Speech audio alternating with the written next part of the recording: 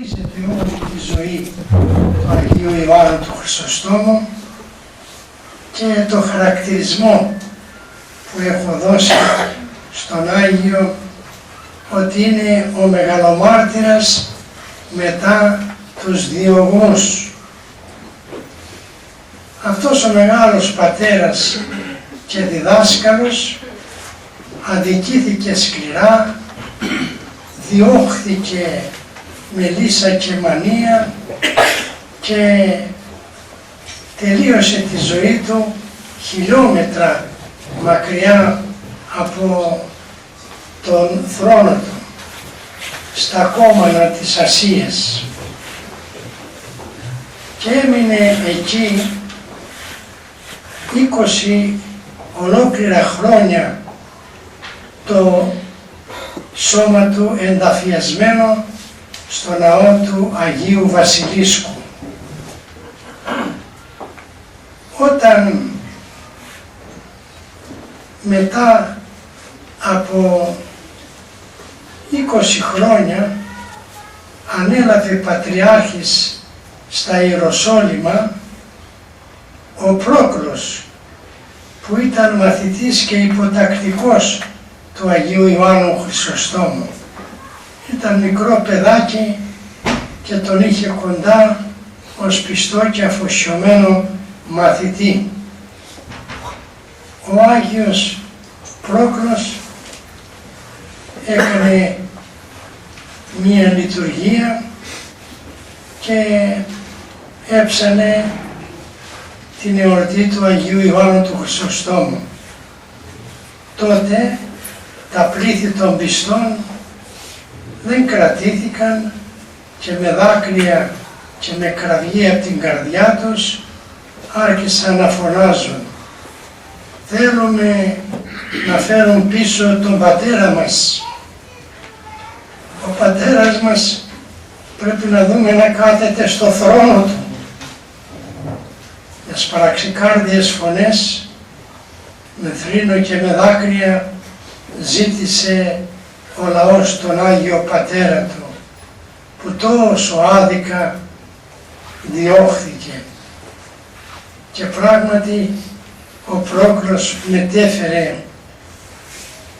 το αίτημα και την κραυγή του λαού στον Θεοδόσιο τον Αυτοκράτορα, τον Θεοδόσιο το δεύτερο, που ήταν γιος των διοκτών του Χρυσοστόμου, του Αρκαδίου και της Ευδοξίας, αλλά που ο μικρός, καλλιεργημένος από την αδελφή του την Πορχηρία, που αγαπούσε τον Χρυσόστομο και έκραιε και θρηνούσε για το διωγμό τον οποίον οι γονείς ενίκησαν εναντίον του Αγίου, τον είχε προετοιμάσει και εξέδωκε διαταγή ο Άγιος ο Αυτοκράτορας Θεοδόσιος ο δεύτερος να επανέλθει το λείψανο του Αγίου στο θρόνο του. Και πράγματι μια μεγάλη αποστολή διέσχισε χιλιόμετρα και πήγε στα Κόμανα και εκεί έκαναν την ανακομιδή, έβγαλαν το σώμα του από τον τάφο, το έβαλαν στη λειψανοθήκη για να το επαναφέρουν στην Κωνσταντινούπολη. Το τι συνέβη στην πορεία του λειψάνου του Αγίου Χρυσοστόμου δεν περιγράφεται.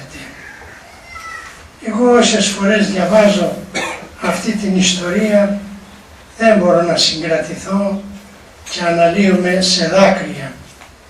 Μάλιστα δε σε ένα βιβλίο που επιμελήθηκα και εκδόθηκε πριν λίγα χρόνια και πιστεύω να το έχετε στη βιβλιοθήκη,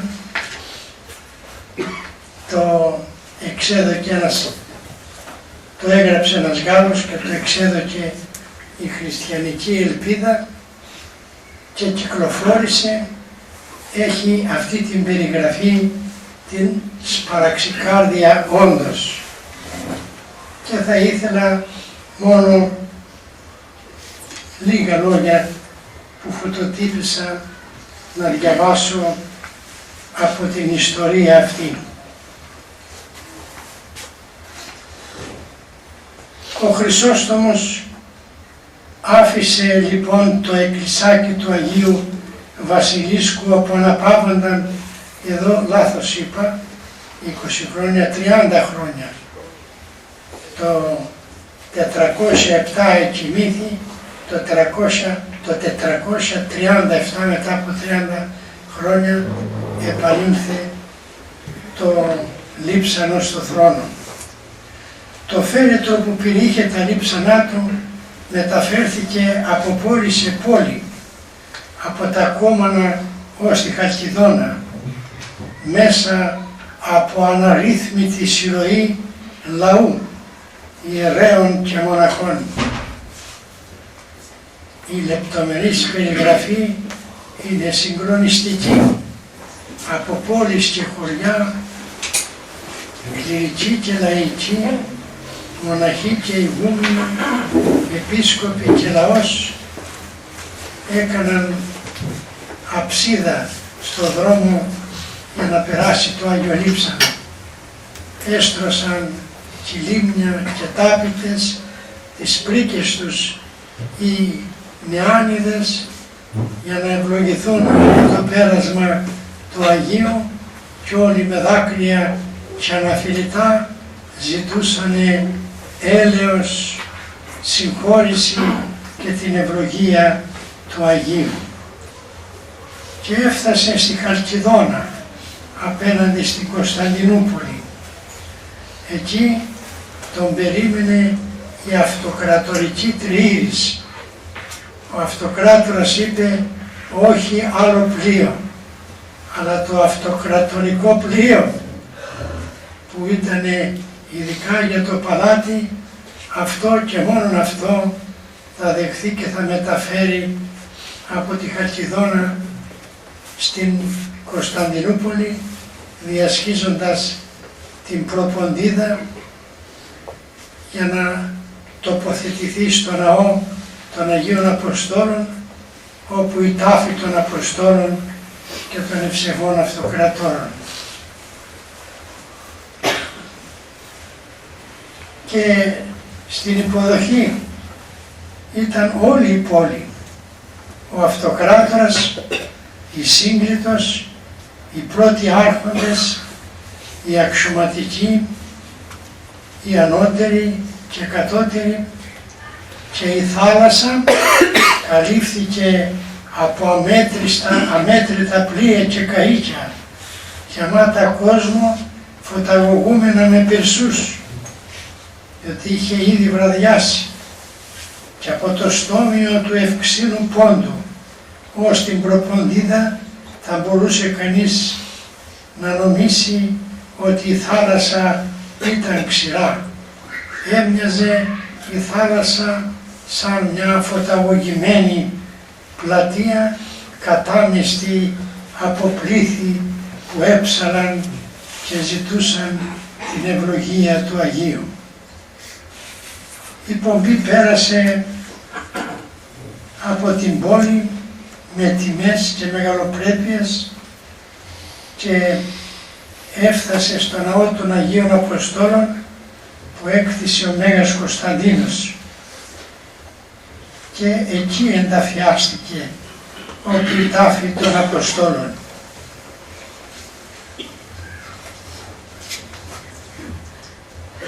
Την τελευταία στιγμή ο αυτοκράτορας Θεοδόσιος ο Δεύτερος έβγαλε το βασιλικό πορφύρα του και τον έβαλε πάνω στο φέρετρο για να τιμήσει το Χρυσόστομο ως βασιλιά της Κωνσταντινούπολης.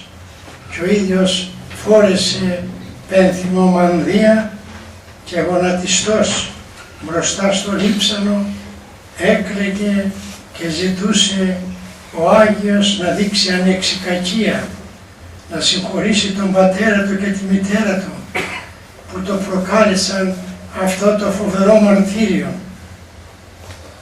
για να τους ελεήσει ο Θεός.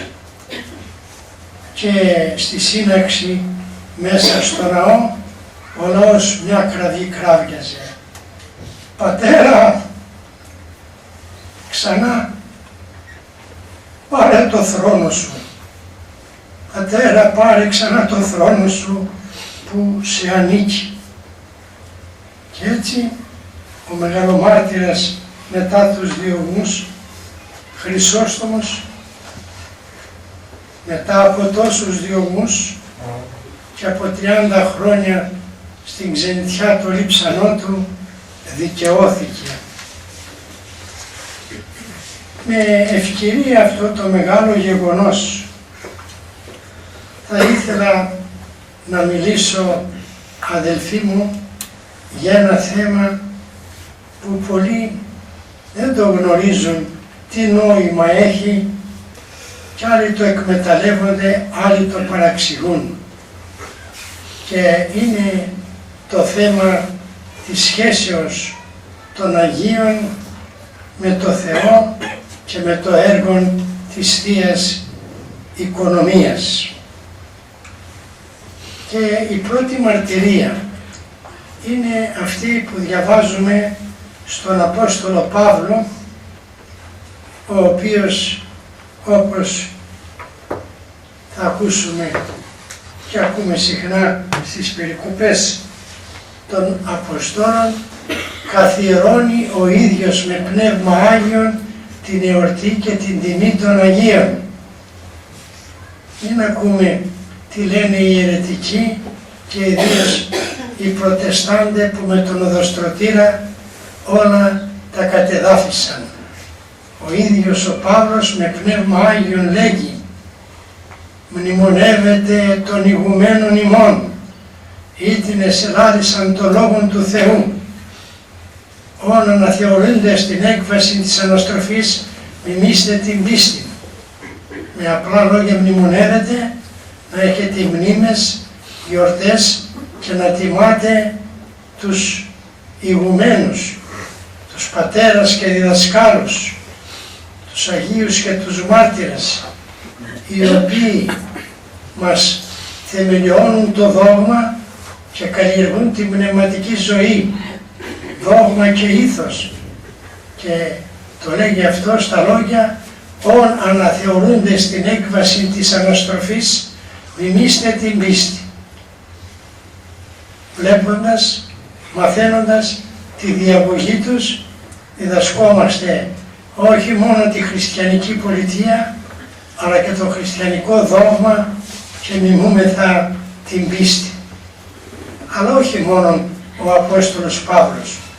Και ο ίδιος ο Κύριος, όπως διαβάζουμε στο Ευαγγέλιο, καθιέρωσε την εορτή της γυναίκας εκείνης που άλυψε με μύρο τον Ιησούν πρώτου ενταφιασμού. Και δεν είναι η πόρνη που γράφει ο Λουκάς στο 7ο κεφάλαιο, πρώτο πάθος, είναι η αδελφή της Μάρθας και του Λαζάρου, η Μαρία, αυτή η οποία άλεψε με μύρο και που την εμπόδιζαν και έλεγαν κρίμα να πάει χαμένο ένα μύρο με 300 δινάρια, 300 δινάρια είναι 300 μυροκάματα. Και λέει ο Κύριος: άφετε αυτήν. Αυτό που κάνει είναι μία προετοιμασία του θανάτου και της Αναστάσεως. Γιατί οι μυροφόρες που λέγονται μυροφόρες δεν εξιώθηκαν να τον μυρώσουν, τον βρήκαν αναστημένο. Και αυτή τον ημύρωσε πρώτου ενταφιασμού, γι' αυτό όπου θα κηρυχθεί το Ευαγγέλιό μου σε όλο τον κόσμο και σε όλους τους αιώνες, θα τιμάτε και θα εορτάζετε η γυναίκα αυτή. Εδώ αμέσως κάποιος θα είχε μια αντίρρηση. Ο Θεός είναι παντοδύναμος, όλα μπορεί να τα κάνει. Το Λόγο του Θεού οι ουρανοί εστερεώθησαν, Με ένα του λόγο έγιναν τα σύμπαντα και κυβερνώνται και έχει ανάγκη ο Θεός από τη βοήθεια των Αγίων και την πρεσβεία και από τη βοήθεια των αγγέλων. Βέβαια εμείς με τη λογική την ανθρώπινη μας φαίνεται αστείο ο παντοδύναμος να έχει ανάγκη από βοηθούς. Μα έλα που ο παντοδύναμος το θέλει. Διαβάζουμε στο πρώτο κεφάλαιο της προς Εβραίους επιστολής του Παύλου για τους αγγέλους. Τι είναι οι άγγελοι? Ουχή πάντες εισήν λειτουργικά πνεύματα εξαποστηλόμενα εις τους μέλλοντας κληρονομήν σωτηρίαν. Έτσι ο Θεός μπορεί μόνος του να μας σώσει, αλλά χρησιμοποιεί βοηθούς, τους αγγέλους. Γιατί?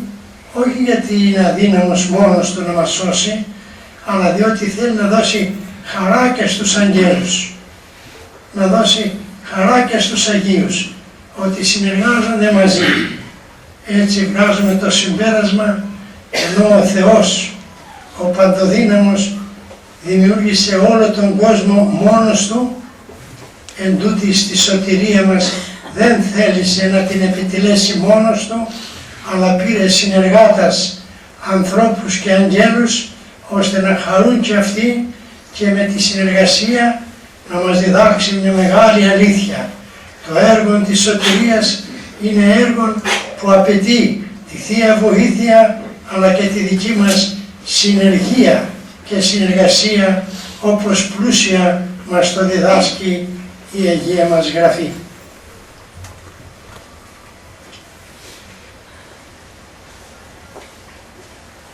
Και έτσι το συμπέρασμά μας είναι, έχουμε με τους Αγίους όχι μόνο τη μνήμη που τους εορτάζουμε, αλλά και τα μνημόσυνα που προσευχόμαστε εμείς για τους κεκοιμημένους. Με τις μνήμες ζητούμε να μας βοηθήσουν. Με τα μνημόσυνα προσευχόμεθα και εμείς για αυτούς. Φαίνεται αυτό έτσι βαρύ και απαράδεκτο? Να, και μία φορά να διαβάσει κανείς τις επιστολές του Παύλου, βλέπει ότι δεκάδες φορές ο Παύλος λέγει ότι προσεύχεται για τους πιστούς και άλλες τόσες φορές παρακαλεί και λέγει προσεύχεστε για μένα. Ώστε Παύλε, έχεις ανάγκη από την προσευχή μας εμών των αμαρτωρών, των Ελιενών, των τυποτένιων? Ναι, έχω ανάγκη, διότι ό,τι επιτυγχάνω, τα επιτυγχάνω συνυπουργούντων και ημών τη δεήση. Εγώ υπουργώ και εσείς είστε συνυπουργοί. Εγώ αγωνίζομαι και εσείς συναγωνίζεστε. Γι' αυτό του λέγει συναγωνίσαστε με εν τες προσευχές. Έπειτα από όλα αυτά που θεωρώ τη βάση του θέματος που στη συνέχεια θα μελετήσουμε, θα περιορίσω το θέμα μου στην τιμή των Αγίων Λειψάνων. Και η αυριανή εορτή, η ανακομιδή των Λειψάνων του Αγίου Ιωάννου του Χρυσοστόμου, μας δίδει αφορμή για να μελετήσουμε αυτό το πολύ ενδιαφέρον θέμα. Αυτή η παράδοση να τιμούμε τα Άγια Λείψανα έχει τις ρίζες της και τις βάσεις και τα θεμέλια στην Παλιά Διαθήκη. Διαφωτίζεται όμως και ολοκληρώνεται από την Καινή Διαθήκη. Και αναφέρω λίγες από τις μαρτυρίες της Παλιάς Διαθήκης. Στην Παλιά Διαθήκη που έχουμε τη ρίζα της παραδόσεως, το όνομα του Θεού είναι ότι ονομάζει ο Θεός τον εαυτό του ο Θεός του Αβραάμ και Ισαάκ και Ιακώβ, και ότι είναι Θεός ζώντων. όχι μόνο των αθανάτων ψυχών, αλλά και των θνητών σωμάτων που θα αναστηθούν. Και αυτή τη μαρτυρία από την Παλιά Διαθήκη ανέφερε ο Κύριος στους Σαδδουκαίους, σε αυτούς τους ηλιστάς που σάρκαζαν και κορόιδευαν την Ανάσταση των νεκρών και λένε μετά την Ανάσταση τίνος γυναίκα θα είναι αυτή που την πήραν τα 7 αδέρφια. Στις σαχλές αυτές ερωτήσεις των σαρκαστών και ανοήτων Σαδδουκαίων ο Κύριος είπε, μα δεν διαβάσατε τι λέγει η Γραφή, ότι ο Θεός δεν είναι Θεός νεκρών αλλά Θεός ζώντων? Έτσι και η ψυχή που παίρνει ο Θεός μαζί του και το σώμα που αφήνει εδώ των Αγίων είναι η ευλογία και είναι και το θέμα στη διάθεσή μας.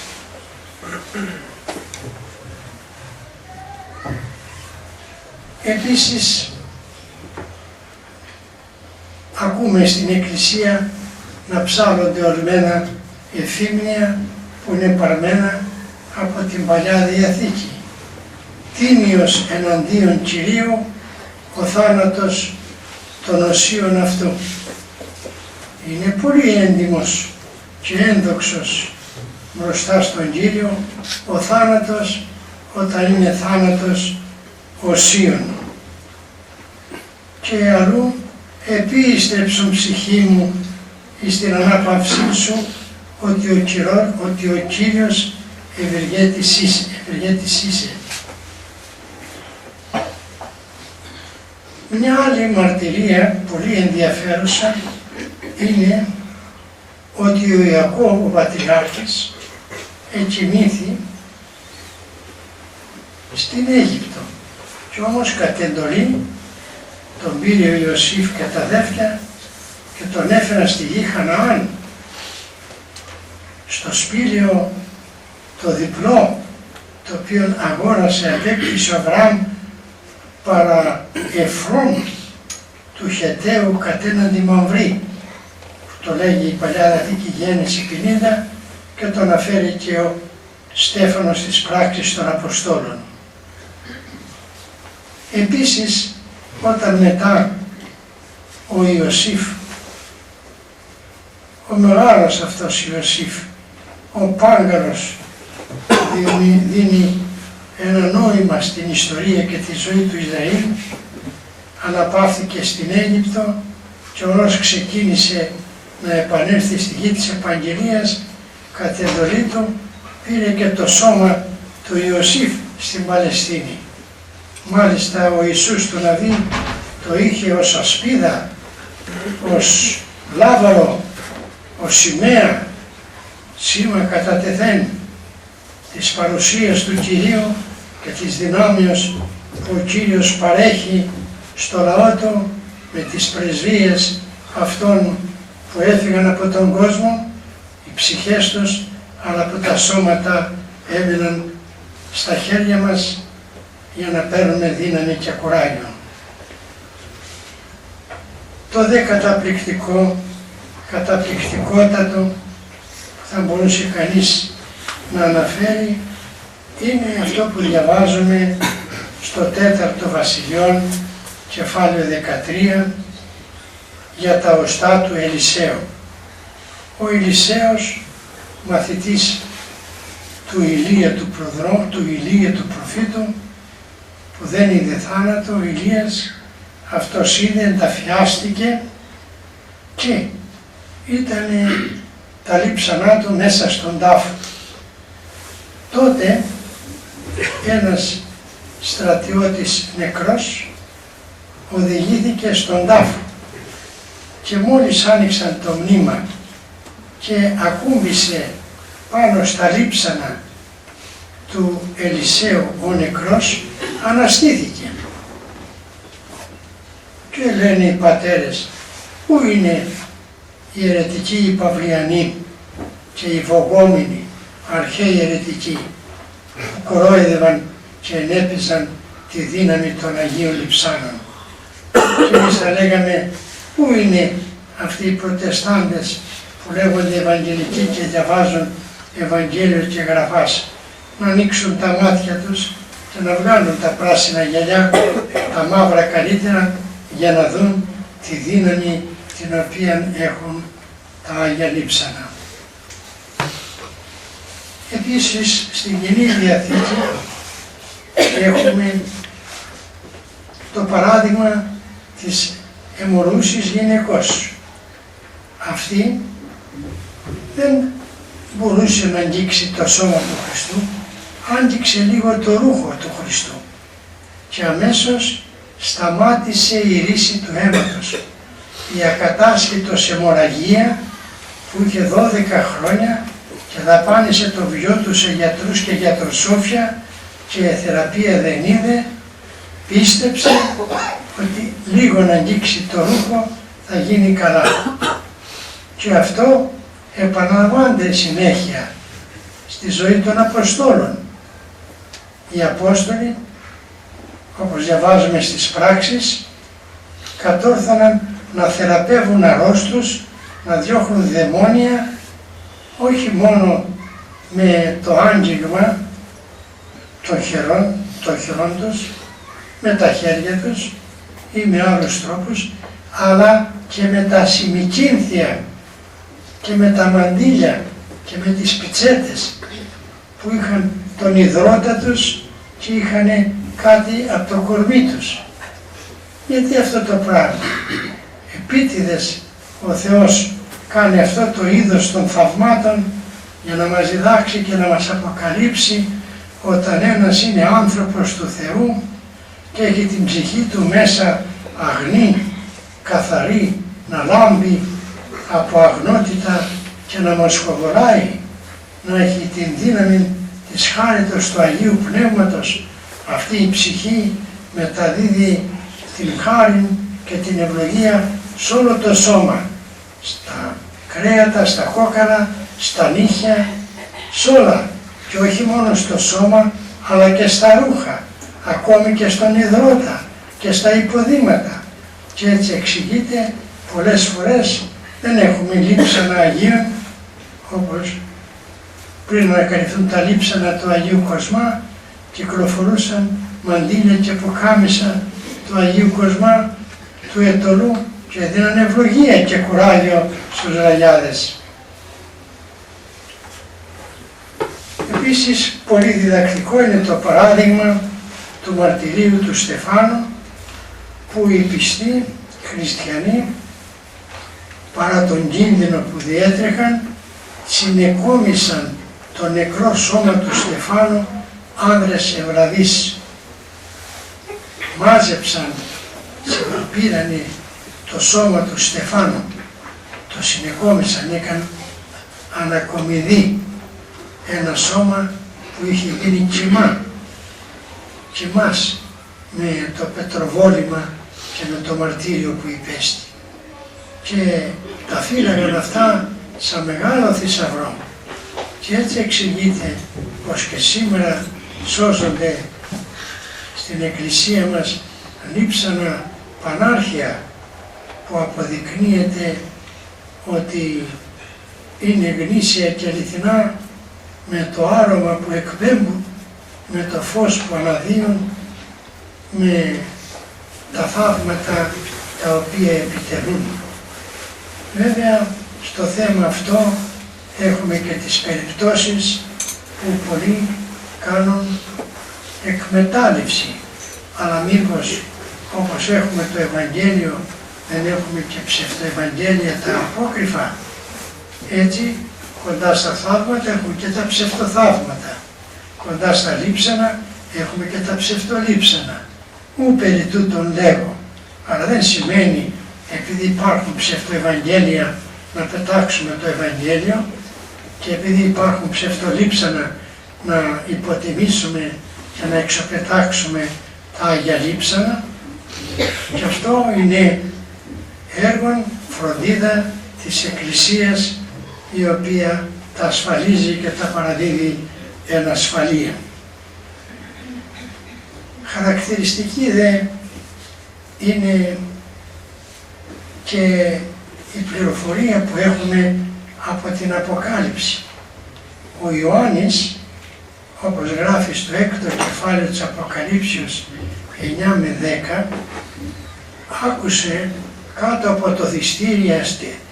από το θυσιαστήριο που είναι στον ουρανό, το ουράνιο θυσιαστήριο, να είναι οι ψυχές εκείνων που πελεκίστηκαν για το όνομα του Χριστού, των μαρτύρων. Και οι ψυχές αυτές προσεύχονται και δέονται. Έως πότε, Κύριε, που και εκδικείς το αίμα ημών, τα αδάφια μας κάτω περιμένουν, βασανίζονται, τραβούν εκείνα και εκείνα, έως πότε, όπως πιο κάτω θα ακούσουμε οι άλλοι να λένε από τη γη, έλα Κύριε, έλα ο Ιησού, έλα. Πάνω στην αγωνία και στον πόνο, μια είναι η παρηγοριά και η ελπίδα, έλα Ιησού.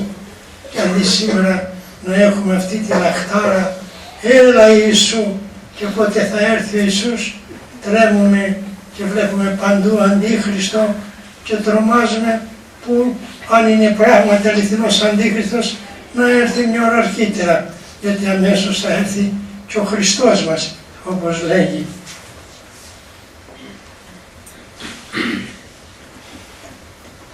Επίσης, στην Αποκάλυψη υπάρχει και η άλλη πληροφορία ότι οι Άγιοι στον ουρανό δέονται σε δύσκολα γεγονότα της Εκκλησίας της στρατευωμένης, αυτοί που είναι στη θριαμβεύουσα Εκκλησία, δέονται στον Κύριο και παρακαλούν για την επέμβαση και τη βοήθεια των πιστών αδελφών.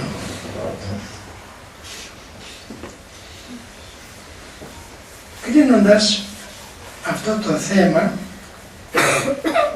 έχω να προσθέσω ότι όλα αυτά τα οποία δεν είναι επινοήματα ανθρώπων, ούτε οι ίδιοι οι πατέρες οι Άγιοι τα σκέφτηκαν και τα κατασκεύασαν, αλλά είναι, όπως ακούσατε, μέσα από την Αγία Γραφή, από την Παλιά και την Καινή Διαθήκη παρμένα. Και εκεί στηρίχθηκε η Εκκλησία, για να τιμήσει τα λείψανα και να έχει εορτές ανακομιδής λειψάνων, στηρίχθηκε στη βάση που είναι η Γραφή, η Παλιά και η Κοινή Διαθήκη. Από εδώ οι ρίζες, εδώ η πηγή από την οποία αντλεί φωτισμό και δύναμη για την παράδοση της που μας παραδίδει. Και όπως θα ξέρετε από το συναξάριο που διαβάζουμε, έχουμε εκατοντάδες περιπτώσεις εορτών που έχουν σχέση με την ανακομιδή των λειψάνων. Τα από 2 μέρες είναι η ανακομιδή των λειψάνων του Αγίου Ιγνατίου, που τον φάγαν τα λιοντάρια στη Ρώμη και ό,τι έμεινε μάζεψαν τα λείψανα οι πιστοί και τα μετέφεραν από τη Ρώμη στην Αντιόχεια.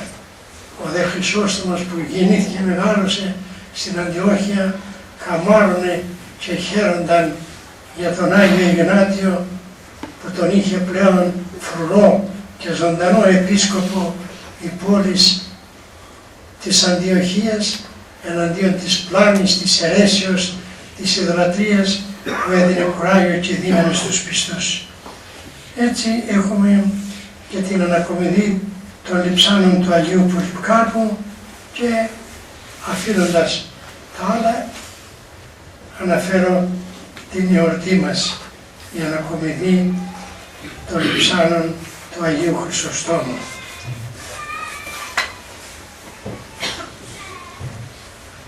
Μαρτυρίες στην Εκκλησία έχουμε αρκετές που αναφέρω μερικές.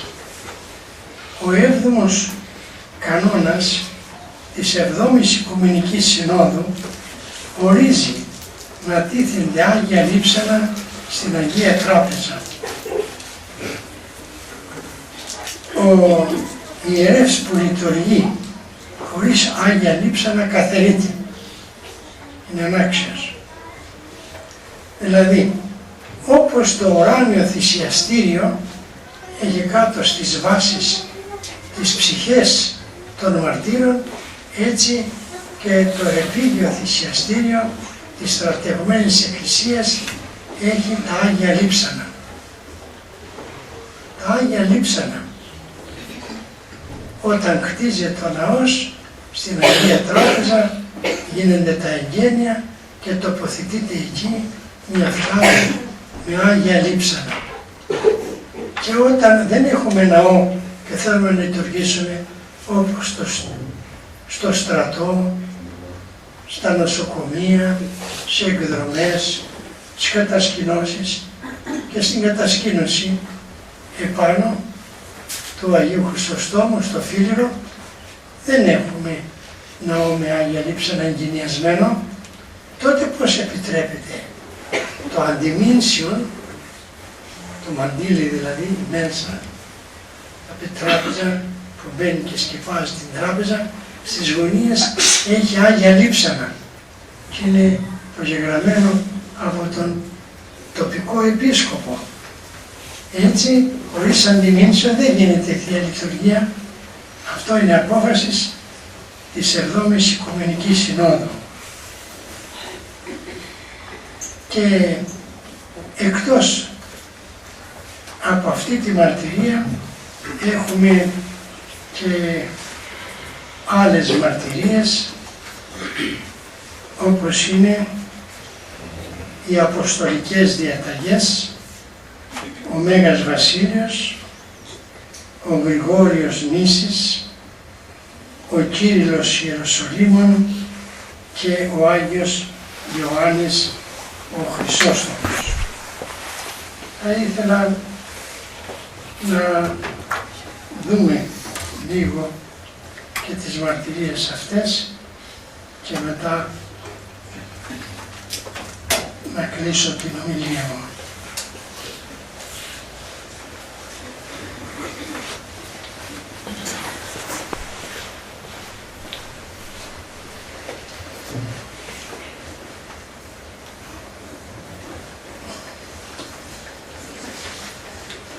Το πρώτο βιβλίο, αρχαίο βιβλίο, Αποστολικές Διαταγές, ορίζει ότι είναι θέμα της πίστεως και της παραδόσεως να τιμούμε τα Άγια Λείψανα, διότι έτσι τιμούμε τη θριαμβεύουσα Εκκλησία και η τιμή μας ανάγεται στο Θεό, στον Κύριό μας Ιησού Χριστόν, που η Εκκλησία είναι μέρος του σώματός της. Ο Μέγας Βασίλειος, σε μια ομιλία του που έχει στη μάρτυρα Ιουλίτα, λέγει ότι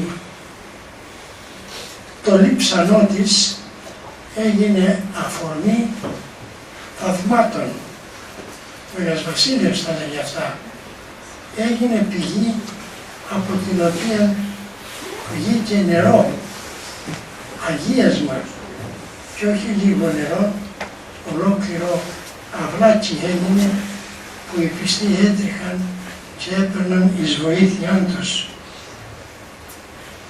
Ο Άγιος Γρηγόριος ο Νήσης, αδερφός του Μεγάλου Βασιλείου, λέγει ότι στο σπίτι τους, από τη μητέρα τους, την Αγία Εμέλεια, είχαν λείψανα των μαρτύρων, διότι από τους προγόνους τους είχαν συγγένεια με τους 40 μάρτυρες και είχαν Άγια Λείψανα και πολλές φορές απίλαυσαν τα θαύματα των Αγίων Λειψάνων.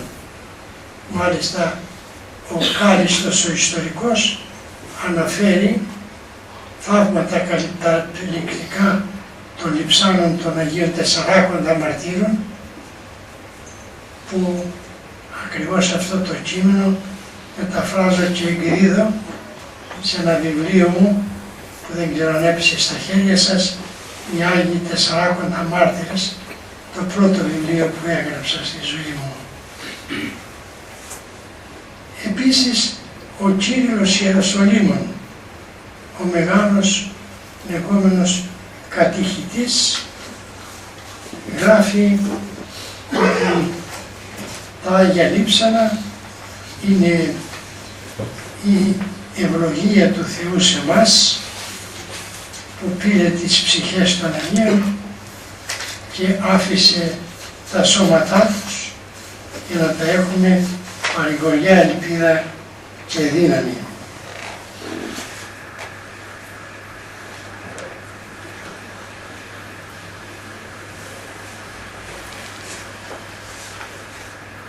Δεν σας διαβάζω, γενικά σας είπα τις μαρτυρίες.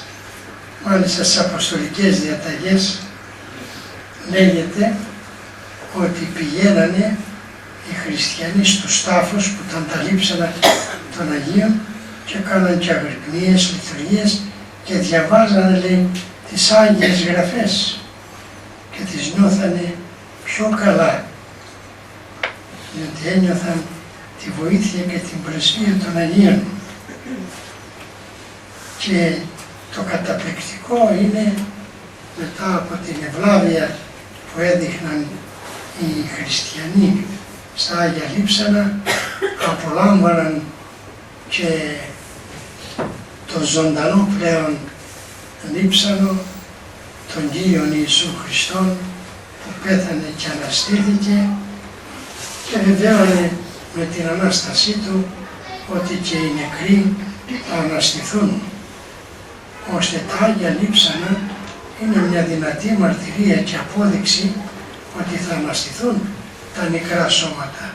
Αυτό που λέει ο Παύλος, δίκαρ το φθαρτόν τούτο ενδύσεται αυθαρσίαν και το θνητόν τούτο ενδύσεται αθανασίαν, ή το άλλο, ούτω και η Ανάσταση των νεκρών σπείρεται εμφθορά, εγείρεται εν αυθαρσία, σπείρεται εν ατιμία, εγείρεται εν δόξη, σπείρεται σώμα ψυχικών, εγείρεται σώμα πνευματικών, βεβαιώνεται έτσι σε κάθε Θεία Λειτουργία που προσφέρεται ο αμνός του Θεού τασά εκ των ζών και βεβαιώνει την Ανάσταση των νεκρών, όπως και τα Άγια Λείψανα με τα θαύματα και την ευωδία βεβαιώνουν ότι ανέστη ο Κύριος όντως.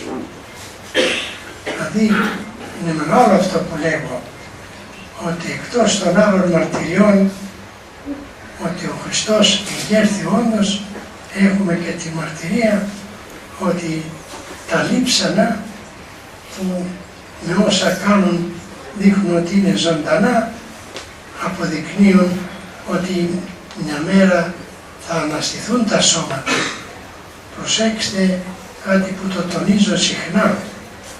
Δεν μιλάει το Ευαγγέλιο μόνο για θανασία ψυχής, όπως όλες οι θρησκείες και όλες οι φιλοσοφίες. Όχι. Ψυχή είναι γνωστό, δεν πεθαίνει αφού είναι αθάνατος, είναι απλή. Το Ευαγγέλιο και μόνο αυτό διδάσκει ότι και τα σώματα θα αναστηθούν. Ότι θα αναστηθούν και τα νεκρά σώματα.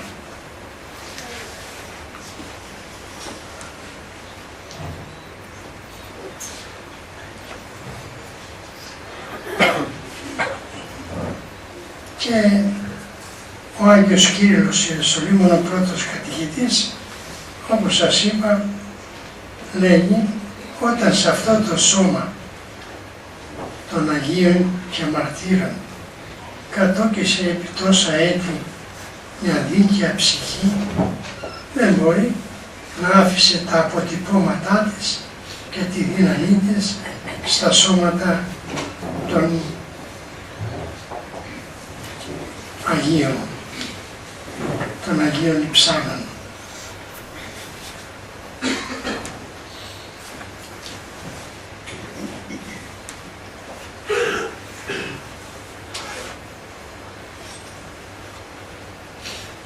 Και τώρα έρχομαι να διαβάσω, πέρασε η ώρα.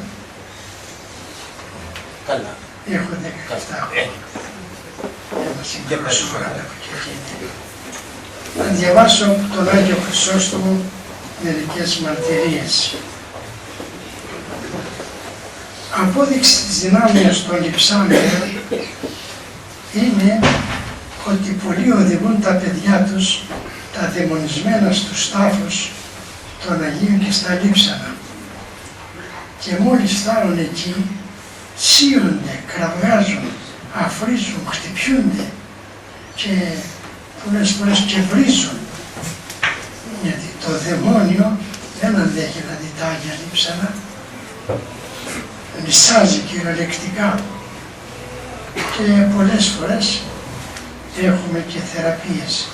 Γιατί δεν έχουμε πάντοτε, αυτό το ξέρει ο Θεός. Πάντως, εκείνο που βλέπουμε είναι ότι όπως ένας που περπατάει πάνω στα κάρβουνα δεν μπορεί, χτυπιέται και πηδάει, έτσι μπροστά στα Άγια λείψανα αναστενάζουν και χτυπιούνται τα δαιμόνια.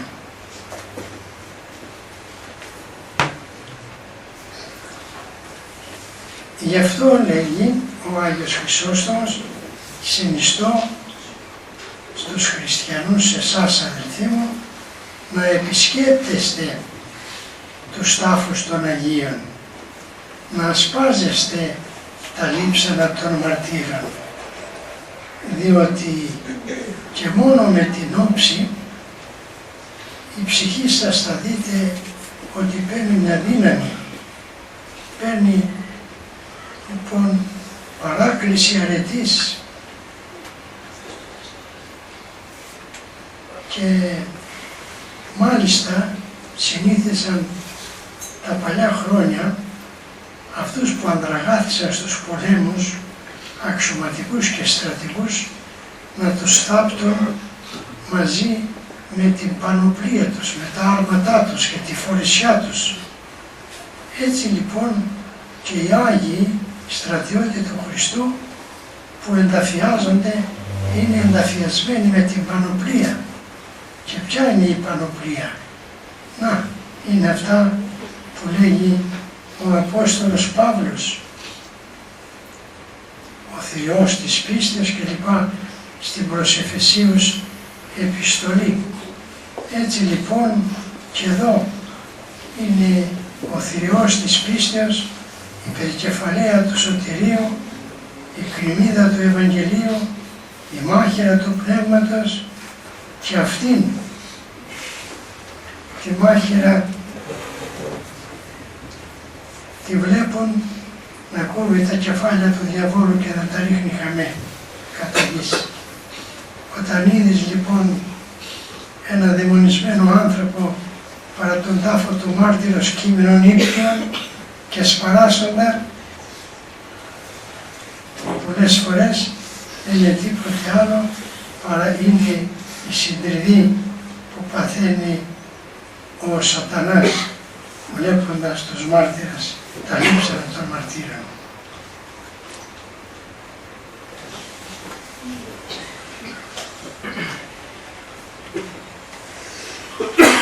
Όταν έρθουμε στους τάφους των μαρτύρων, νιώθουμε το φρόνημά μας να γίνεται υψηλότερο, η ψυχή μας να γίνεται δυνατότερη, η προθυμία μας μεγαλύτερη, η πίστη θερμότερη. Και όλα αυτά δεν είναι λόγια και ρητορία. Τα λέγει ο Απόστολος Παύλος από την πείρα που έχει με τους χριστιανούς της εποχής εκείνης που πραγματικά τα ζούσαν και τα απολάμβαναν αυτά στην επίσκεψη τον τάφο των μαρτύρων, όπου, όπως σας είπα, κάνανε και λειτουργίες και αγρυπνίες και μελέτη γραφής.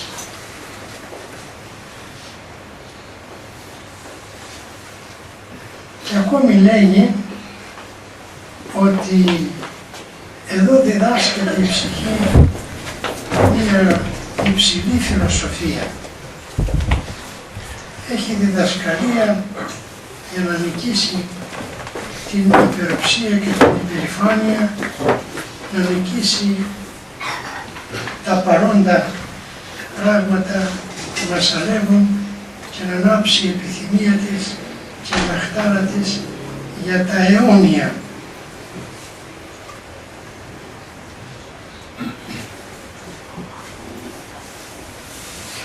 Εδώ θα ήθελα να τελειώσω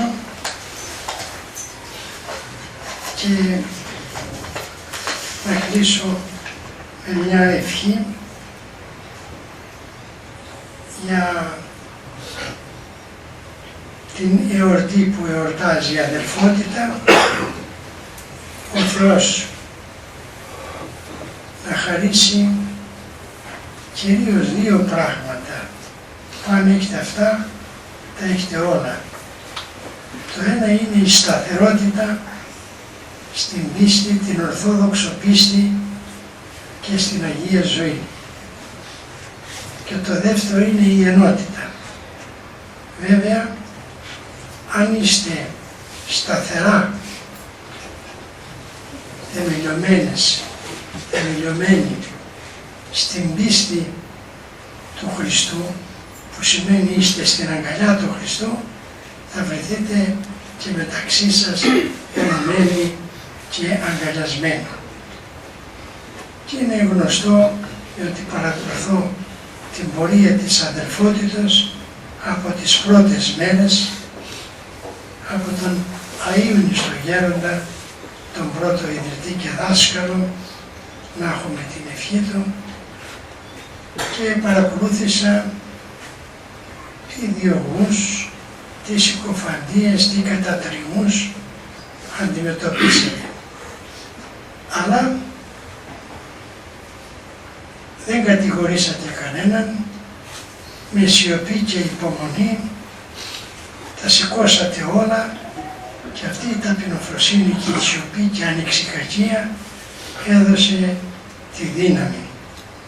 Έτσι μιμηθήκατε τον Άγιο Χρυσόστομο, τον μεγαλομάρτυρα μετά τους διωγμούς, και εσείς μικροί μάρτυρες με τα μικρά μαρτύρια ζήσατε το μεγαλείο του Αγίου που έχετε προστάτη, και πιστεύω αν κρατήσετε τη σταθερότητα αυτή στην Ορθόδοξο πίστη και Αγία βιωτή, που έχει ως αποτέλεσμα την ενότητα, η αδελφότης θα αυξάνει και θα προχωρεί, και εν μέσω εμποδίων, και όπως η φωτιά στην καλαμιά, θα λαμπαδιάζει και θα φωτώνει για να φωτίζει και να καίει.